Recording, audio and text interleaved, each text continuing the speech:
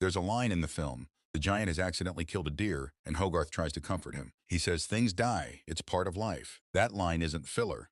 That's Brad Bird talking to himself. That's a man trying to figure out how to accept that the people you love can be taken from you, suddenly and without warning. And the film's central message, that you are not a gun, that destruction is a choice, not a destiny. You can draw a straight line from that to what happened to Susan. The team works for years. Brad micromanages every frame. He screens it for colleagues and early viewers and reportedly makes grown men cry in the theater. He thinks this is the one. This is the animated classic he has been building toward his entire career. And then in 1999, The Iron Giant opens in theaters, and it bombs hard. The film cost $50 million to produce. It pulls in just $31 million at the box office. Warner Brothers had barely marketed it. The movie that Brad built from his grief, the tribute to his sister, gets buried. Don't go anywhere. Because what happens next is the part nobody talks about, and it completely changes the trajectory of Brad Bird's life, Pixar's history, and one of the biggest animated franchises ever made. You do not want to close out of this video right now. Trust me, Brad is at rock bottom. He spent years building a deeply personal film, a film rooted in real loss and real grief, and the general public barely showed up for it. He's wondering whether Hollywood is done with him, whether he'll ever get another shot. And then the phone rings. On the other end is a guy Brad used to go to school with back at CalArts. His name is John Lasseter. And John is calling to say he loved The Iron Giant, loved it. And he wants to know if Brad would be interested in coming to work at the animation studio where John is now a key figure.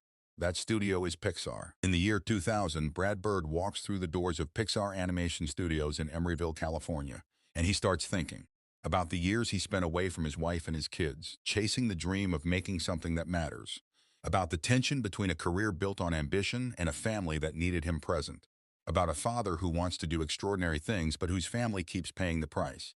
That tension becomes the seed of a new story.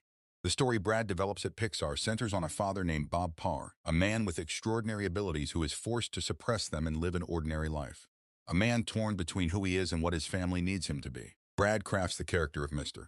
Incredible with such specificity that the animators actually model the character's physical appearance after Brad himself. The jaw, the build, the posture.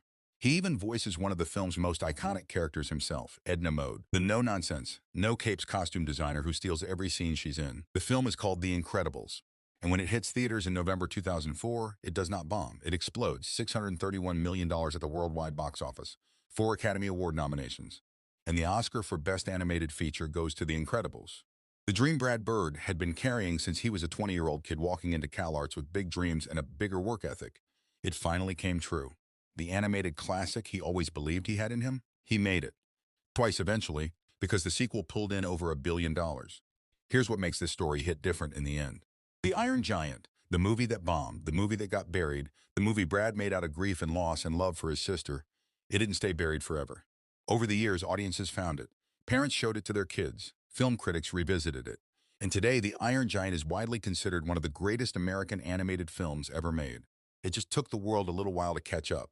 And if you've seen the film, if you've watched all the way to the very end of the credits, you already know what's there. A simple dedication. 2 words. For Susan. Brad never forgot why he made it. Through the box office failure, through the years of doubt, through everything. He never forgot her. That's the story. A woman lost her life to domestic violence. Her brother turned that grief into art. And that art eventually became one of the most celebrated animated films in American history.